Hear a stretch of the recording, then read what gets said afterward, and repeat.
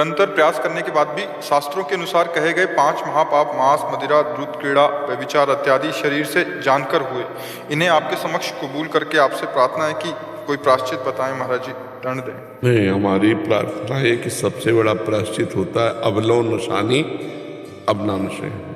पहला प्रायश्चित स्वीकार करो तो आगे के प्रायश्चित हम बताएं तुम्हें। पहला स्वीकार करो अवलव नशानी अवनानशय। आज तक किया, कसम खाता हूं कि आज के बाद नहीं करूंगा। बोलो, आज के बाद नहीं करूंगा। अभी एक शब्द भूल गए। आज कसम खाता हूँ आज के बाद नहीं करूंगा। नहीं करूंगा। सर्व पापों का प्रायश्चित पहले एक ही।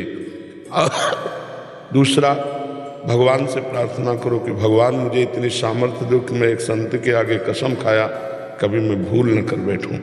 तीसरा, नाम जप करो। और चौथा, वृंदावन की परिक्रमा दो, दंडवती। एक परिक्रमा दंडवती दे, ठीक हो? ठीक है महाराज जी, दंडवती परिक्रमा आपने बताई है, अगर वो एक ही दिन में करनी है या नहीं? एक दिन में तो हो ही नहीं सकती था, वो क्रम बाई क्रम होती है। जितना 2-3 दिन आराम से लगाइए और जितने में लगाइए तो उसको फिर आगे मत क्रॉस कीजिए। पीछे जा सकते हैं आप, आगे नहीं जा सकते। राइट में इष्ट देव है इसलिए थूक नहीं सकते, लघु शंका नहीं कर सकते। बाएं मार्ग में, लेफ्ट में है कीजिए। और आगे नहीं जा सकते, पीछे लौट सकते हैं कितना भी। तो ये कम से कम 7-8 दिन की साधना है, एक दिन में थोड़ी हो पाएगी। 13-14 किलोमीटर है, मतलब 1500 दंड बैठक जो मारता है, हम मान सकते हैं कि 2-4-6 किलोमीटर पहले चल सकता, नहीं हाथ पैर धर जाएंगे आपके। कष्ट वाली साधना है ये, लेट के। तो 7-8-10 दिन लग सकते हैं, आराम से लगा लेंगे। महाराज जी कह रहे हैं कि इनकी धर्मपत्नी का विवाह हो गया, फिर उन्होंने धर्म पत्नी का विवाह हो गया? नहीं, इनका विवाह हो गया, धर्म पत्नी है। हाँ, ऐसे बोले। बट महाराज जी इनका दूसरा हो गया, वो आ गया, इन्होंने छुपकर बांडीर वन में दूसरा कर लिया। नहीं, गलत है, ये गलत है। हर चीज को प्रायश्चित नहीं किए जाते, कुछ दंडनीय अपराध होते हैं। ऐसा कैसे? किसी को पाणी ग्रहण किया फिर दूसरी स्त्री से क्यों आप लगाव किए? ताकि 7-8 साल पहले प्रेम प्रसंग हो गया था जिससे। तो आपने अपनी पत्नी को बताया पाणी ग्रहण करते समय कि मैं तुम्हें जब स्वीकार कर रहा हूं कि मेरी स्वीकृति एक लड़की है, तो फिर अपराध क्यों, दूसरे के साथ खिलवाड़ क्यों कर रहे हैं? इसके लिए कोई प्रायश्चित नहीं, इसके लिए जलना होगा, इसका दंड भोगना होगा। अभी हाथ पैर जोड़ करके उसको, जो प्रथम पत्नी है, जो अभी पाणी ग्रहण संस्कार किया है जिसके साथ, उसको पूरा सेवा सत्कार कीजिए, प्यार दीजिए और उससे प्रार्थना कीजिए कि हमारी ये पूर्व की गलती है, इसको सह लीजिए या क्षमा कर दीजिए। ये उसी से होगा, ये हमसे नहीं होगा। महाराज जी, अगर ना बता पाए और अगर उसको पता चला फिर, महाराज जी जो अभी दूसरी मेरी पत्नी है वो अभी आध्यात्मिक की ओर चली गई है, निरंतर नाम जप कर रही है, वो भगवान की तरफ लग गई है। अगर उसका हृदय जल गया तुम्हारी इस क्रिया को जान करके या समझ करके, तो उसके लिए कोई प्रायश्चित नहीं, वो तुम्हें भोगना पड़ेगा समय आने पर। ये कैसा खिलवाड़ किया जाता है जिंदगी में? अगर पहले थी तो पाणी ग्रहण क्यों किया? उसको स्पष्ट कह देती कि प्लीज मैं आपसे कुछ बात करना चाहता हूँ, मेरा प्रेम प्रसंग है, मैं आपको धोखे में नहीं डालूंगा, अब आपको करना है तो कर लीजिए। अगर अपनी बात हम कह देते हैं किसी से तो हमें दबने की बात नहीं रहेगी। अब उसको तो आपने स्वीकार कर लिया कि पत्नी रूप में, इसके बाद दूसरे से चरित्रहीनता। अब ठीक हो जाओ यार, नहीं बहुत दुर्गति होगी, बहुत दुर्गति होगी। इन सब आचरणों से कुछ नहीं रखा, भोग लिया, कुछ मिला क्या तुम्हें? फिर क्या है ये? राधा नमन शर्मा जी अम्बाला से। राधे राधे महाराज जी। महाराज जी, मनुष्य के जीवन में कर्म प्रधान है या भजन प्रधान है? यदि मैं कर्म ठीक ना करूं और भजन करूं तो क्या बैलेंस हो जाएगा? कौन सा कर्म आप कर्म समझते हैं? कौन है ये रिज्यूमे लेकर आया है इतने सारे? मैंने जो भी महाराज जी जो हम सब करते हैं पूरे दिन में, दिनचर्या में, तो सब कर्म ही होते हैं, कुकर्म नहीं होते क्या? कुकर्म भी होते हैं महाराज जी, उसमें से कुछ। कुकर्म ना करना ही भजन है। भजन का मतलब समझते हो? जैसे हम कृष्ण कृष्ण राधा राधा जपते हैं तो हमारे अंदर पावर आता है, और उस पावर से जो नहीं करना चाहे उसको हम रोक पाते हैं, जो करना चाहे उसे हम कर पाते हैं। अभी क्या है, करना चाहिए सो भी हो रहा है, नहीं करना चाहिए वो भी हो रहा है, क्योंकि अविवेक है। इसलिए भजन करना अत्यंत आवश्यक है। भजन से ही सत्कर्म होते हैं, बिना भजन के सत्कर्म हो ही नहीं सकते हैं। मूल चीज भजन है। कर्म तो हमारी दुर्गति करते चले आ रहे हैं। अब भजन करेंगे तो हमारे वो कर्म होंगे जो सद्गति जिनसे हमारी होगी। इसलिए भजन अनिवार्य है। भजन का तात्पर्य है हमारा पवित्र आहार होना चाहिए, हमारे पवित्र विचार होने चाहिए। हमें हर समय परम पवित्र भगवान का मधुर मधुर नाम स्मरण करते हुए, चाहे फावड़ा चलाना हो, चाहे विद्यालय जाना हो, जो भी कार्य हो, भगवान का स्मरण कर। अब होगा उद्धार, अब होगा मंगल। समझ पा रहे ना?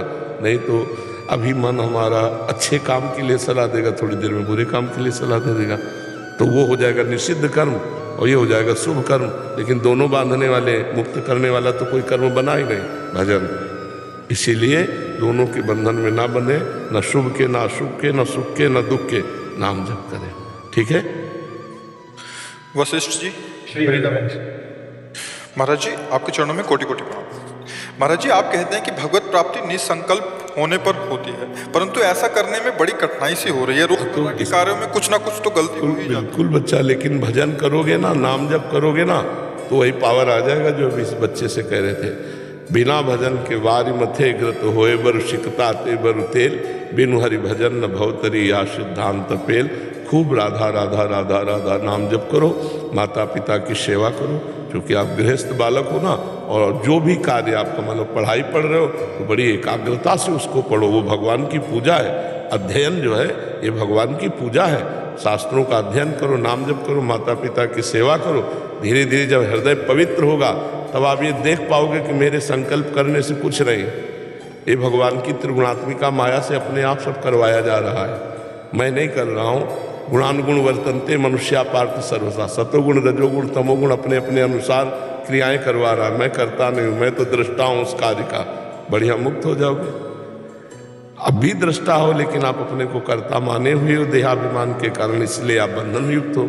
नाम जप करो, राधा राधा राधा राधा, और माता पिता की सेवा को। हमारे शब्दों को जो पकड़ ले वो पार हो जाएगा, क्योंकि कोई भी शब्द ऐसा नहीं है जो हम बोल रहे हैं।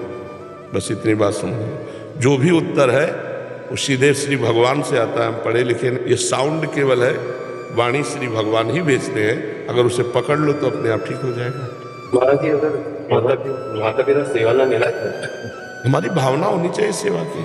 रोज माता पिता को दूर से प्रणाम करें, इससे रुकेंगे क्या? वो हमें विचार करो। लेकिन मन में भाव रहता है कि हम माता पिता की सेवा करें, हमारे साथ हैं, हमें सेवा का मौका दे, आपकी वाणी से हमें। जी जी जी। अगर वो नहीं लेते तो हमारी भावना तो है ना, हमारा कल्याण हो जाएगा। हमारी भावना उनकी सेवा करने की है, और जब वो सेवा लायक होंगे तो अगर देखें कि मेरे माता पिता असमर्थ है तो फिर उनकी आज्ञा की जरूरत नहीं, फिर दौड़ पड़े उनकी सेवा कर रहे। अभी समर्थ होंगे तो वो सेवा नहीं ले रहे, कोई बात नहीं, हमारी भावना तो है सेवा की। और जब वो असमर्थ होंगे तब ये भावना हम क्रिया रूप में परिणित कर देंगे। शिक्षा नहीं कर पा रहे तो अर्थ के द्वारा करते रहे। हाँ बिल्कुल, अर्थ की भी सेवा होती है। तन मन धन, तो मन से तो सोच ही लिया, अगर अर्थ की सेवा पहुंच जाए तो और बहुत अच्छी बात है। और तन से सेवा होने लगे तो कहना क्या है। भगवान का स्वरूप होते हैं माता पिता, उनकी सेवा करना अनिवार्य होता है। महाराज जी, जैसे अब नाम जप करता हूँ तो जैसे ध्यान कार्य कर रहे हो वो आते हैं मन में, कोई उससे कोई फर्क नहीं पड़ने वाला। मन एक सीसीटीवी के जैसा है, वो अनंत जन्मों की सब चीज़ें भरे हुए हैं, और हमारा नाम जब उसको डिलीट करता जा रहा है तो वो आ नहीं रही संसारिक चीज़ें, वो जा रही है संसारिक चीज़ें। हमारा मन निर्मल होता जा रहा है। भजन से मन निर्मल होता है, निर्मल मन ही भगवत प्राप्ति करता है। निर्मल मन जन सो मोहि पावा, मोहि कपट छल छिद्र न भावा। खूब नाम जप करो।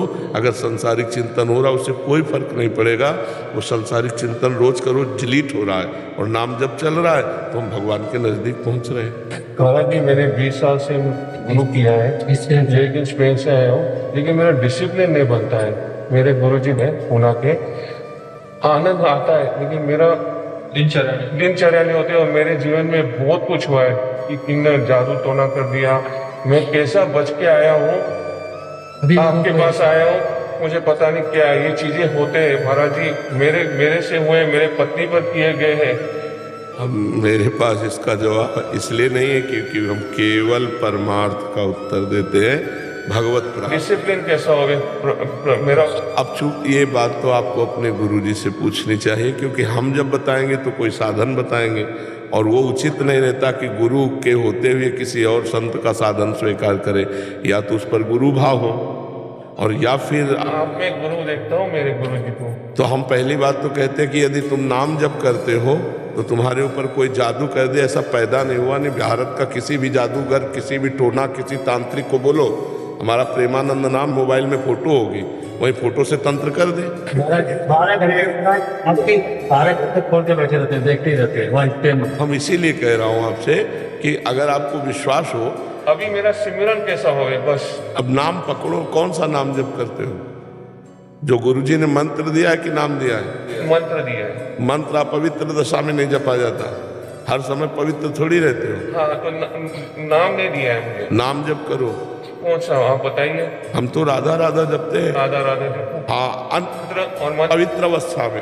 पवित्र अवस्था। अब फिर आप देख लेना, अन्य समय राधा राधा जपो और जब पवित्र अवस्था तो गुरु मंत्र जपो। मानसिक गुरु जी का पहले ध्यान करो अपने, उनको प्रणाम करो और फिर गुरु मंत्र जप करो। और ये बात समझ लो कि आज के बाद आपके ऊपर कोई तंत्र मंत्र काम नहीं करेगा। हमारी बात समझ रहे हो? समझ गया मैं। बिल्कुल। मुझे माफ करो, मुझे साफ करो, मुझे नव बनाओ, मुझे निर्मल बनाओ, मुझे कुछ की न बनाओ, मुझे प्रभु का प्रेम दिला दो। मुझे सिर्फ प्रेम चाहिए। पहली बात तो आप डरना नहीं आज से कि आपके ऊपर कोई तंत्र मंत्र कर देगा। दूसरी बात, हर समय राधा राधा राधा स्मरण करो, पक्का जो जो चाह रहे हो सब हो जाएगा। निर्मल बन जाओगे, नवीन बन जाओगे, भावात्मक बन जाओगे, प्रेमी बन जाओगे। बस शुरू